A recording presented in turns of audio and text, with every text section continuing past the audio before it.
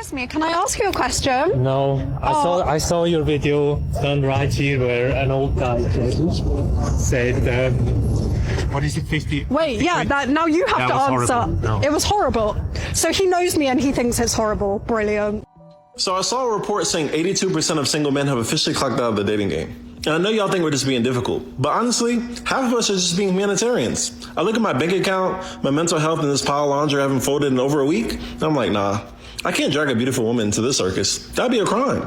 I'm not single because I can't find you. I'm single because I'm protecting your peace. You're welcome for not ruining your year. I don't know who needs to hear this, but if you're the type of woman that's like, I love when a man tells me to be ready by 7:30, he tells me when he's going to pick me up, tells me where we're going, tells me what to wear, plans the entire date, pays for the date, but then when he tells you to cut off a friend that's not good for you, you say, you're not allowed to tell me what to do.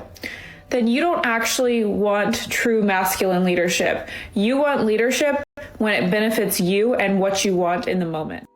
The longer these modern women continue to, well, really, honestly, truly, the more you as a modern woman continue to try to do weird stuff, act crazy, talk crazy, is the less chance that you actually have a man, because you're a terrible person.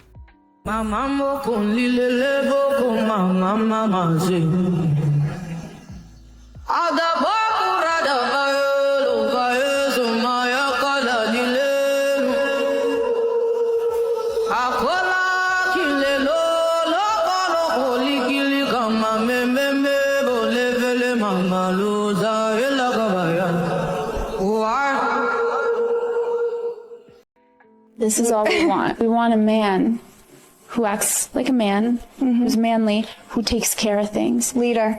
Ooh, I don't need you to an alligator with your hands, but I need to feel so feminine around you because you are so masculine that I can turn my brain off because I know you've got it. Yeah. I trust you. I trust your intellect. I trust your character. I trust that I can close my eyes and follow you blindly and I'm going to be happy about where I end up. That's what it's about. We go out. I don't have to use my brain. I don't have to think, you know what I mean? Order the whole thing for us. Take me, plan the thing. Say you tell me where we're going and we're all set. What's going on, fellas? Don't forget to like and subscribe to the channel. Leave a comment down below. Let's get back to the video. The only way to have healthy relationships is to have a realistic expectation of what it means to be human, which means you can't meet my needs 100% of the time. You are going to have things that you do that drive me crazy. There are going to be things that I do that drive you crazy. It's the concept of, can we accept what it is to be normal as a human being? And I want to add that you're not my source of life and I'm not your source of life. That doesn't mean that we're not streams passing into each other's lives, bettering it, but you're not where I get my source of my worth, my value. And that's necessary at the core of this. I think a lot of modern women would do well to value what a man does, right? So if you say you want flowers, dinner, and all that other stuff, you want the man to plan, then we don't need to be talking about how much it's the bare minimum. We need to be talking about how grateful we are for those things. You don't have to grovel at his feet, but a thank you would be nice. I'm gonna be super calm when I say this. Say what? But you need to pack up your things before the kids wake up, get a hotel, and leave tonight. I found your Tinder. Are you joking me? I messaged the guy that you've been going to see. This has to be a joke. So don't even try to deny it. Pack your things. I've never. And you're gonna be staying in a hotel from now on. Where? By myself? I don't want to. I'll help you find one. Start packing your things. You have to be joking. I've never felt disrespected by men in Eastern Europe. I only felt disrespected by men in the States. Either hit on you in a very, very dirty, disgusting, manipulative way. In Russia, never. If a guy would hit on me, I still can do business with him. Tell him like straight on, I'm sorry, I'm not interested, but I want to do business with you, and they would respect that. And also, if you tell a Russian man no, he's not going to get offended and he's not going to try to hurt you. Because Russian men, they used to hear no all the time. And here is a man terrified of hearing no. And if God forbids, they get rejected. It's weird. You know, a lot of times women do things for the plot and they want a man to do the same thing. And that's what they say when, oh, well, you know, the least you could do is this. And, well, even if you get rejected, you could just still come up to us. No, I'm not going to do that. I don't have to be a part of stupidity just because you want me to be a part of stupidity. But let me also say this for the single ladies. And by single, I mean unmarried, because if you know me, I've never said anything other than until your last name is no longer the last name of one of your parents, you are in fact single. I do not care what that man told you. Do not be no fool. Baby, the finest in Charlotte is in Freedom Park on Saturday morning between 8 and maybe 10, running with their shirt off. And I mean running fast. Not like even like a jog walk, like a strut. I mean, they are out there running full speed ahead, baby. Bodies glistening. Like, y'all, it was really a situation out there.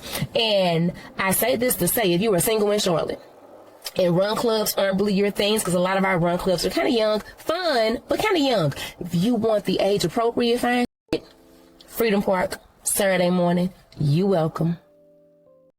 Where are all the single men? Like, where are all the single men, their late 30s, early 40s, who aren't spending their weekends at a bar, who have some sort of like forward momentum in life? How fun would it be to have a home buying event for singles? And so that at least you know the men and the women in the room have like got their together, are like working on their credit, know how to save money, want to build a future. And you're like, he's kind of cute. What's up, Joe? Where do you want to buy? I thought that would be really fun. I sit in this little window at my house, and it's just like my favorite thing in the world to just like see who's walking by. Like that cute couple with their matching green hats, you know, Sunday morning, over easy. Modern women continue to tell men, and this is why a lot of men opt out, because of the entitlement. But what you bring is it's bare minimum. It's not enough to where a man, you know, honestly and truly says, okay, if it's not enough, I'm just going to stop doing it. I'm going to go mind my own business somewhere else. And you get mad at the man, but you didn't waste his time talking about he's bringing the bare minimum. I'm looking for a man that does X, Y, and Z. Well, guess what? That man don't want you. You can tell how much someone respects themselves by how quickly they leave situations that don't make them happy. You know, this isn't because they're ruthless or emotionally detached. It's because they guard their heart and their future. Most people don't stay in ambiguous relationships because they lack self-respect. They stay because they're trying to understand what's happening. They're asking, is this just a phase? Am I being impatient? Is that what love is actually supposed to feel like? And they don't trust their inner voice that tells them something is off. When someone has clarity, they don't need drama or a breaking point to leave. They trust themselves when something no longer feels right. That's what self-respect actually looks like. Not leaving fast, but leaving once you're clear. These modern women continue to go online. They go to therapy and they learn some new search terms or some new buzzwords, and then they start trying to apply that to you, whether in a relationship or an argument or whatever it might be. Oh, you're this type of person, and be dead wrong. They be so, oh, my gut is just telling me. Your gut is twisted. You're wrong. All right, since so many people think it's so easy to meet someone the normal way, the natural way, in person, tell me where, as a single woman, am I going on a Friday night or whenever to meet the love of my life? All of these comments are coming from people who say that I need to get off dating apps, but I don't think it'll make a difference because the same guys that are on the dating apps are the same guys that are in public too. And on one of my previous videos, I got an overwhelming response from men saying that they won't approach women in public anymore because they don't want to be a creep. But again, everyone seems to think it is just so easy to just simply meet someone in person. So give me suggestions. Where am I going to find love? Let me know. And don't tell me to join a running club. I'm not doing that. I'm not running to find love. I was a selfish bitch in my marriage. I've been divorced now almost 4 years, but I was married to my ex-husband 16 years and with him 18 years. And again, I was a selfish. Nothing was ever good enough. I took him for granted. He seriously rolled out the red carpet for me. He was sweet, kind, generous. He told me how much he loved me 5 times a day. He told me how beautiful I was every day. If he'd wake me up in the morning, because he knows I love massages, wake me up rubbing my shoulders. He'd rub my feet every evening while we were watching TV. If I said, for example, oh, I'm craving a Dr. Pepper, he'd be like, okay, let me go to the corner store and get it. He adored me. He was amazing. Like, on paper, it's what every girl wants. Seriously. Yeah, I took it for granted. And now I lost that, right? And I carried a lot of guilt because I caused it. That's my biggest regret in life, is not saving, the whole family aspect. The grass is not always greener on the other side, ladies. It's not. A lot of these modern women continue to talk about wanting a man to match their energy. But if a man were to be matching your energy, then nothing would be going on. Like, at all. Like, because modern women don't really do anything. At least when it comes to dating, courting, being pursued. They really don't do anything. They expect the man to do everything. So he's actually doing above and beyond, because the bar is literally on the. And I've never met a man that I've been like, oh my God, I fumbled him. I've never left a man that I feel like, I cannot believe I done really played this good, great man. Never. Any man I ever left, I felt like, okay, yeah. Next. It never gave, oh, he was a good man, I should have never left him. Because if he was a good man, he'd still be my man.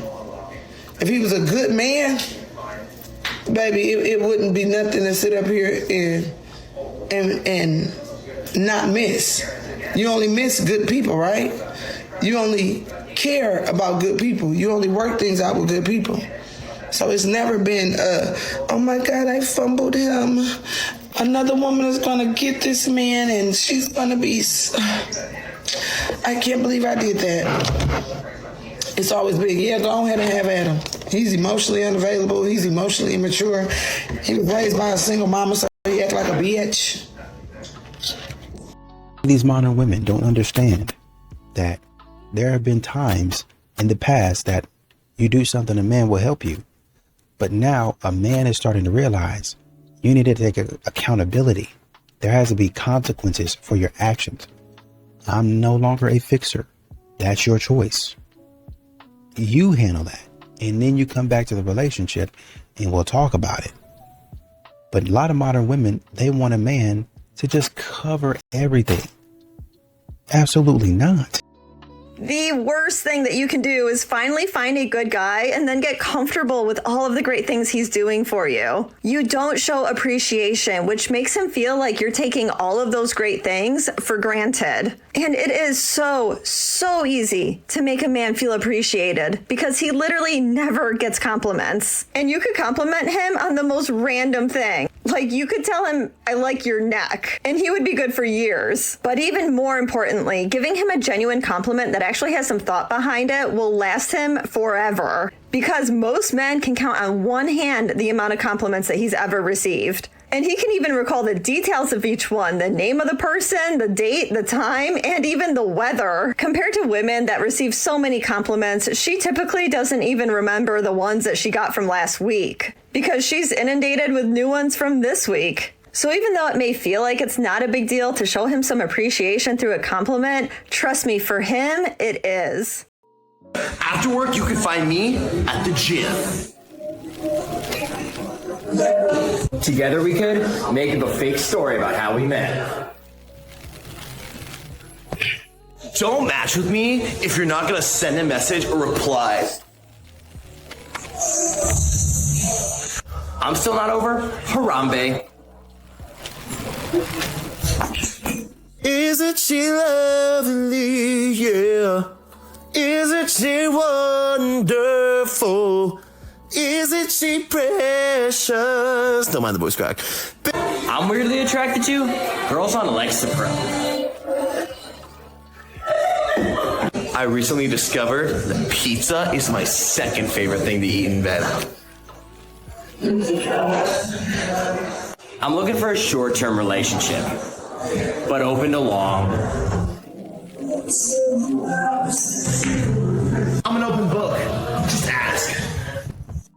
Sis, you keep saying that he's distant and he's quiet and he's not trying anymore, but he didn't start out this way. That man used to show up and plan things and talk and laugh and share, but somewhere along the way, he realized that no matter what he did, it was never enough to you. Every effort was met with criticism. Every opinion he had got dismissed. Every mistake was magnified. So that man learned to go silent. It's not because he didn't care. It's because he got tired of playing the villain in the story that he was trying to fix. You see, men don't always leave loud. They leave quietly, emotionally, piece by piece. And then one day you're going to wake up and you're going to realize he's not angry anymore. He's just indifferent. And once he becomes indifferent, that's the point of no return. He stopped fighting. And it wasn't because he stopped loving you. It's because he realized that you love the idea of changing him more than the idea of loving him for who he already was. He didn't shut down overnight. He shut down every time he felt unseen, unheard, and unappreciated. And by the time he left, his heart had already been gone for a long time. He didn't stop loving you. He just got tired of having to prove that he did. Hey, welcome to Crush Club. What's your name and how old are you? I'm Sam. I'm 26 years old. Is this your first time at Crush Club? It is not. I've been to the walks beforehand. Are you on the dating apps? I unfortunately am, yes. Ooh. When's the last time you went on a first date? About 3 weeks ago. How'd it go? It was all right. We went on a walk and it absolutely poured on us, so I did not get a second date. Oh, what's your thoughts on monogamy? Are you talking to multiple people at once? Do you talk to one girl at a time? Give us kind of the rundown for dating for you. If I'm talking to anyone serious, then, she's my wifey. A wifey. Is that what you're looking for? Are we looking for a wife? If we vibe and it fits the bill, sure. What's your type? Someone, funnier than me, a little adventurous. I'm pretty impulsive. She's got to be ready to go to Mexico the next day or something like that. So. What's your biggest ick or biggest red flag? Biggest red flag? Probably if they're going to be rude to waiters. Oh, that's a good one. Well, thanks for coming, Sam. We appreciate it. Thanks for the invite. So a man says he wants a fit, feminine woman. He gets called shallow. But when a woman says she won't date anybody under 6 feet or without money, that's somehow okay. This is why men are frustrated. Women expect men to meet every single one of their standards, but the second a man dares to set his own, suddenly he's toxic, insecure, or a bad guy. Think about that double standard for a second. Men get shamed for wanting feminine, respectful, high-value women, but women get applauded for demanding tall, rich, and perfect men when they don't even take care of themselves as well or look like they deserve a type of man like that. That's not equality. That is hypocrisy. And here's the truth. Men, you are allowed to have your standards. Wanting a woman who respects you, takes care of herself, and brings real value to your life doesn't make you shallow. It makes you smart. And women, if you can't handle that, the problem isn't the men's standards. The problem is you. Stop being nasty. At the end of the day, relationships only work when respect goes both ways. Men, do not drop your standards out of fear or annoyance. And if you ever want to go deeper on this, I've got resources linked in my bio that can help you out. And of course, if you enjoy this type of content and want to support me, click the link in my bio. Every bit helps me keep making videos like this. Because I'm in a relationship, I don't need validation from the opposite. I don't need compliments from strangers to feel attractive. I don't need attention to feel seen. I don't need to entertain conversations just to feel wanted because I already chose someone and they chose me. And when you really understand what it means to be in a relationship, you stop looking for outside confirmation of your worth. Not because you can't get attention, but because you don't need it. There's a difference. A lot of people don't realize this, but constantly looking for validation from other people while you're in a relationship is a sign that there's something in you that still needs to be filled. And instead of addressing that, you just keep on collecting attention. DMs, flirting, compliments, likes, calling it harmless, when really it's feeding something that shouldn't be starving when you're grounded in who you are. And let me be clear. This isn't about control. It's about discipline. Because attention feels good. Validation feels good. Being desired feels good. But everything that feels good to you is not good for you, and especially not for your relationship. So no, I don't need validation from the opposite. Because I'm not trying to feel chosen by everyone. I already made my choice, and I move like it. Because real confidence isn't built on who notices you. It's built on how you move when you don't need to be noticed. Girls' night out is actually hunt night for women, and the denial can be insane sometimes. You squeeze into the tiniest little outfit that leaves nothing for imagination, stare in the mirror and say, you know what, I've worked hard all week. This is for my girls and me. I deserve this. We need to cut the delusional BS, girlfriend, okay? You're not doing it for your girls. You are on the loose, hunting for validation, thirsty stares, and maybe some ego strokes from random men who are not your man. That's not empowerment. That is straight up spitting on your relationship and embarrassing yourself. And there's no self-respect there. If you're truly committed to your partner, why the heck are you out diving headfirst into a drunk, horny pool of flirting, hookups, and wasted dudes trying to get laid? You don't go fishing where you don't plan on catching something. Period. Real girls' night. Pajamas on the couch. Chick flick movies, laughing your asses off together, and maybe a bottle of wine, or maybe going out to a nice restaurant with your girls, not a bar or club scene, not dressing up like bait and parading yourself through bars and clubs where every single man is literally on the hunt, even if you're just there for your girls. It doesn't matter. Girls' night is actually temptation wrapped up in fake fun, bad decisions, and destroyed trust. Loyalty isn't a cute feeling, honey. It's a choice. When you got a woman who loves hard, you don't take advantage of that. You don't use it and you don't stretch it to see how far you can push her tolerance. You pour into it. You protect it. Because a woman who loves hard, I promise you, she don't play about her man. She'll hold you down even when you're not holding yourself up. She'll believe in you when you don't even believe in yourself. And she'll even fight for the relationship even when she's the only one fighting. And some men, they get comfortable with that. They start thinking that her loyalty is automatic. They start thinking her forgiveness is guaranteed. So what do? They slack off. They get careless.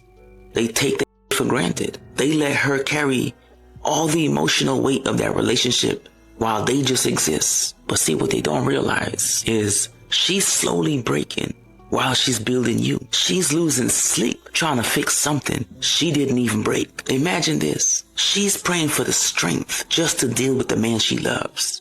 And when she finally gets tired, it's not random and it's not even impulsive. It didn't just come out of nowhere. It came from being burnt out, from built up disappointment, because she paid for loving you with her peace. But eventually she woke up and realized that wasn't love. That was a lesson.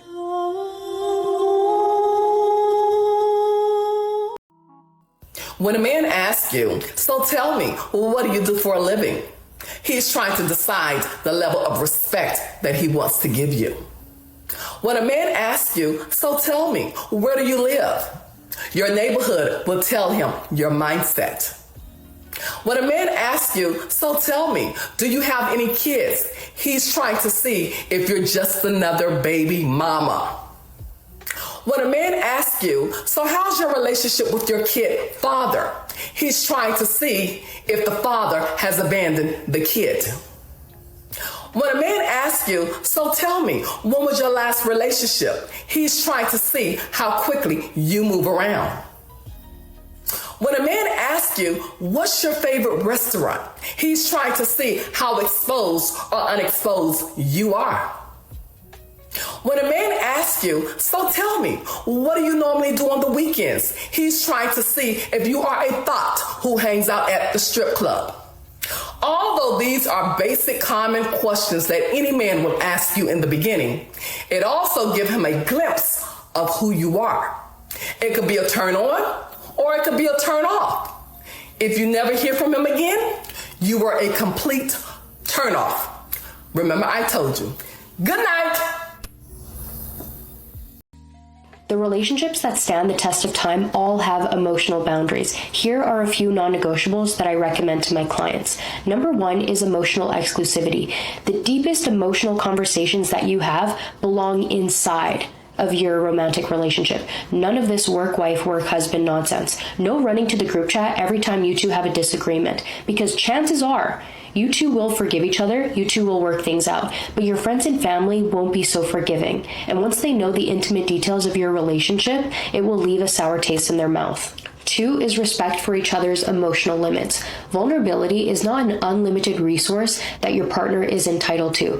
If you've communicated something that's bothered you and nothing changed, you're not obligated to stay emotionally open. Their boss at work doesn't have to repeat themselves once they've made themselves clear, so why should you? Number 3 is emotional accountability. All feelings are welcome. All behaviors are not. Cussing each other out, huge emotional outbursts, and then saying, oh, I was just upset. Very emotionally immature and childish. If you can regulate the way you communicate at work, I promise you can regulate the way you communicate at home. Number 4 is individual emotional regulation. It is not your partner's job to be your sole source of emotional regulation. That is codependent and it's very unhealthy. The relationships that stand the test of time, each person has other sources of emotional validation, reassurance, and fulfillment. What a lot of men end up doing is that they find they find this woman, they fall in love. It's like everything that they've ever wanted, but there's parts of themselves that they never bring into the relationship. So they're usually, some of the characteristics are like, they're usually completely, annihilated whenever that woman is disappointed. Right? She's disappointed. She's upset. He's done something. It's like catastrophic for that man. She's usually on a pedestal. So you have this like one up, one down type of dynamic where she's the, over functioning and he's the chronic under functioner, right? Everything that's wrong in the relationship is because of him. And, he's always doing something wrong. This is his perspective. That's his perspective, right? It might not be her perspective. And slowly he'll start to withhold parts of himself. He'll withhold maybe the more aggressive part of himself, or he'll withhold his boundaries. He'll withhold his wants and needs and desires. So he'll withhold all these things. This is like classic people pleasers and nice guys. And they'll withhold all of these parts, but they'll also withhold those like primal energy. So the ways that they want to engage with that woman, they'll withhold those. And then it has nowhere to go. And then they'll find, they'll find an archetype of whether it's through and only all the watching, or somebody that they start to idolize online, or somebody that they actually find. And so I see a lot of men that are unfaithful that have gone through this cycle, is that they've bifurcated their vision, or they've separated out their vision of the woman that they're with, and they've taken parts of themselves that they would normally want to bring into the relationship and either tried to kill them off, like, oh, that's not okay, that primal way that I want to be with that woman, I'm going to try and get it off. Or they just have a different place that they get that need met, right? Porn, OnlyFans, and stuff. I think when modern women realize that your words actually mean something, the way you treat men, what you say actually means something. And so when you expect a man to show up in certain places and he doesn't, you might need to start thinking, well, shoot, maybe I said X, Y, and Z about somebody. That's why they're not here. It's crazy to me that a lot of modern women understand when a man offends them, he's supposed to just automatically know. When they offend a man, it's just like, well, forget about it. Don't worry about it. Yeah, I said something crazy, but it shouldn't matter.